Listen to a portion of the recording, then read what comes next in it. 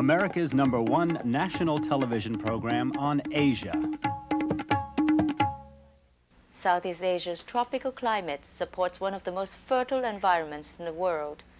Malaysia, in particular, bears 8,000 species of plants, including some 2,500 species of trees.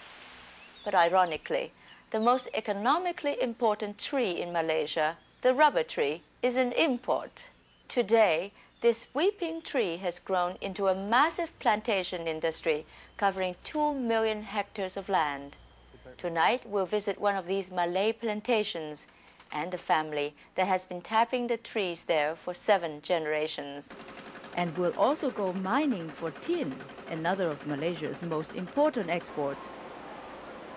Plus, we'll show how you can prepare 2 popular Malaysian dishes in your own home. In 1876, Sir Henry Wickham transplanted a cargo of rubber seeds from Brazil to London for experimental cultivation. A handful of germinated seeds were then shipped to Southeast Asia. 9 of these were planted in the garden of the British Residency at Kuala Kangsar, located in the Malay state of Perak. Little interest was shown in rubber at first, although men like botanist Henry Ridley championed the crop with near religious fervor. He pioneered a means of extracting rubber latex from the tree known as the excision method. As more uses for rubber were discovered in the 20th century, its importance as a cash crop for Malaysia also grew.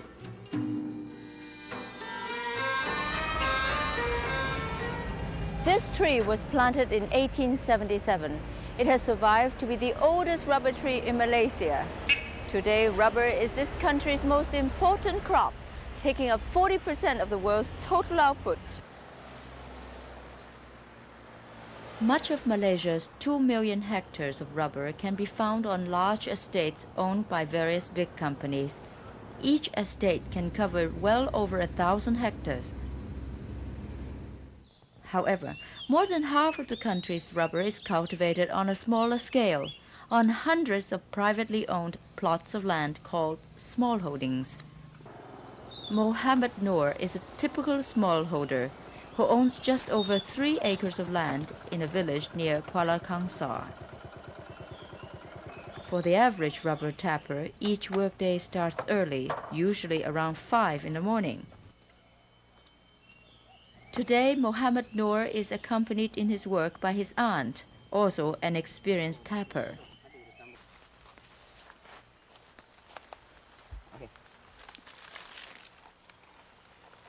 Extraction of the milk-like latex is done by shaving away a thin layer of bark about 2 millimeters thick. This is a more delicate operation than it looks. Too deep a cut might damage the tree.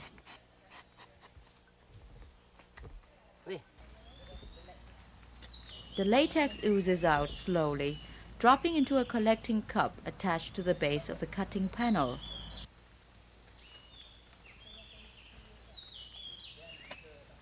As Mohammed Noor explains to us, there are only 4 panels where the tree is cut. These are located approximately where the tree is 20 inches in circumference. Each panel will yield latex for about 5 years. After 20 years, you tap upward. This is called slaughter tapping because it kills the tree. So the total lifespan of a rubber tree is about 30 years. The distance between trees is about 15 to 17 feet, and up to 200 trees can be planted per acre. On this 1.5 acre lot, Mohammed Noor has about 300 trees. He has worked this land for over 30 years and knows no other means of livelihood. He makes about 300 Malaysian dollars or about 125 US dollars a month.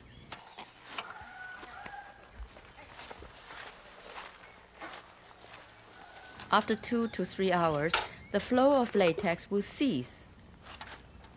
The tapper empties the latex into large containers and moves into the next routine in his workday, processing the latex. He does this first by coagulating the latex with a small amount of formic acid.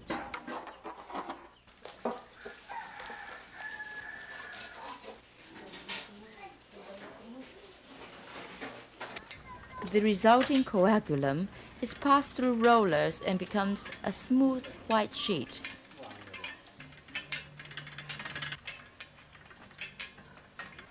The sheets can be dried in a smoking shed or air-dried in a drying shed before being packed in bales for export. Mohammed Noor is a family man living with his father, his wife of 24 years, and 6 children whose ages range from 6 to 22. I asked him if he wanted his children to continue the family tradition of rubber tapping.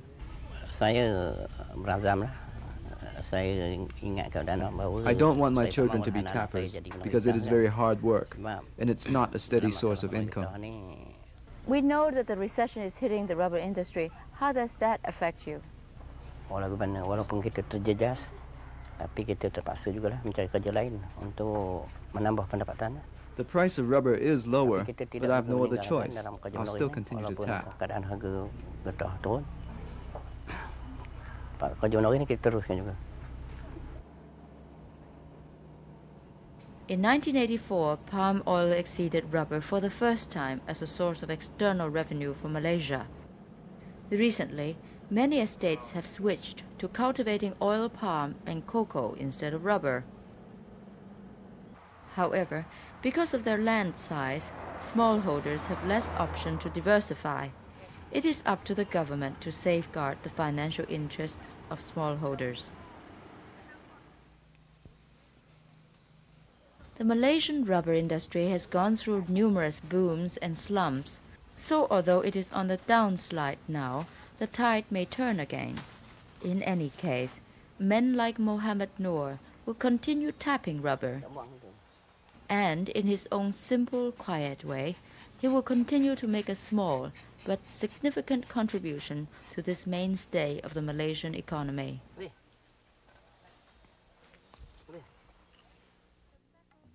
Next, the metal that made fortunes in Malaysia.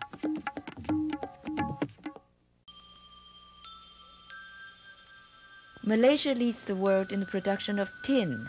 It mines 25% of the total world output. The demand for tin created by the Industrial Revolution actually led to the development of much of Malaysia's countryside. In fact, the area around the national capital of Kuala Lumpur prospered from tin in the late 19th century. This is the Sankey Tin Dredging Company, a family-owned mine. The type of mining done here was perfected by the Chinese, who came here to work for the British when Malaya was a crown colony.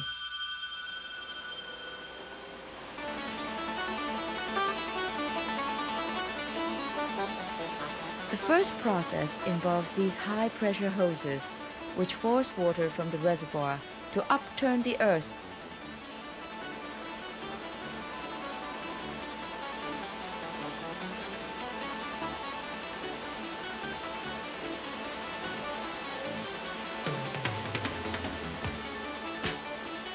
This particular piece of land was chosen because it was once a riverbed, a place likely to have large tin deposits.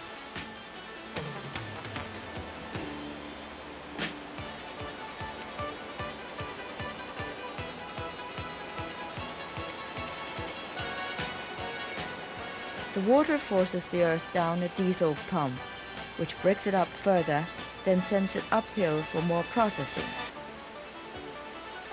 Believe it or not, before the advent of such machines, elephants were used to do all the hauling.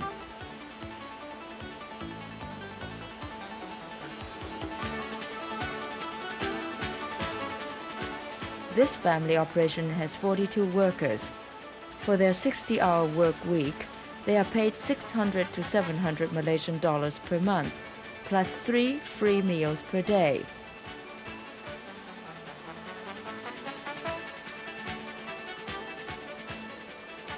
35-year-old Jeremy Koch manages this mine.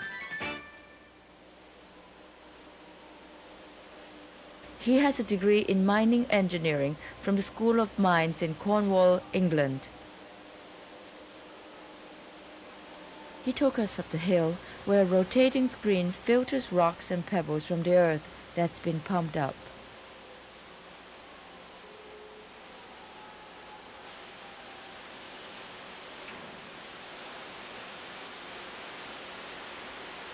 Then the water, along with the remaining silt, is passed through these channels so that the heaviest element, the tin, settles at the bottom. After enough of the silt collects in the channel, the water is turned off and the murky material gathered up.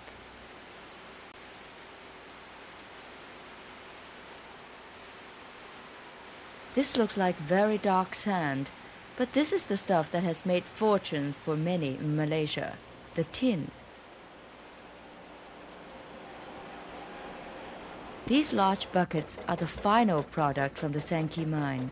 They are usually transported by truck to smelting plants in Penang. The excess sand and gravel are also gathered and sold to construction companies.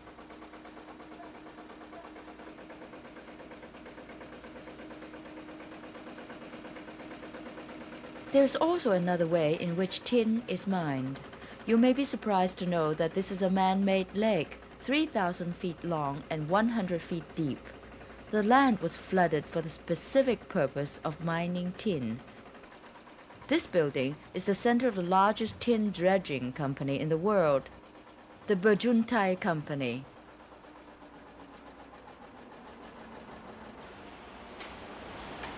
The building is actually a boat that travels up and down this lake, 300 meters a day.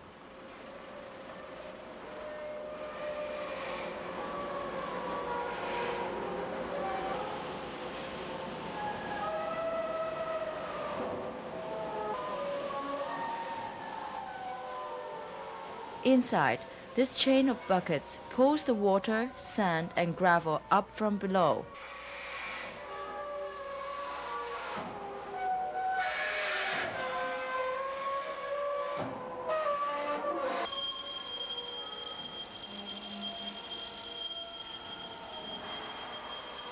Huge wheels pull cables the size of a child's fist to operate these pulleys.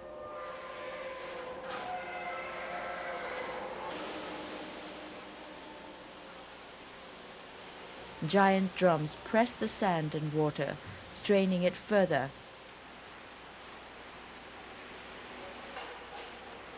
Now the water and gravel, no longer needed, are dropped back down into the lake below.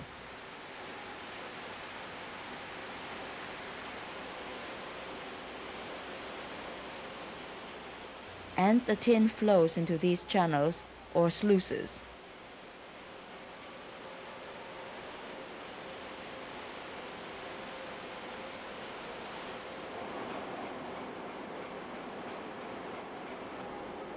From the sluices, the tin is put in vats. Half the tin is stored.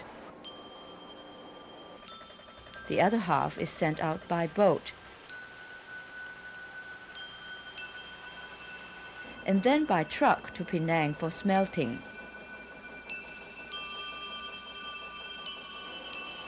Today the price of tin has fallen and many mines are facing hard times.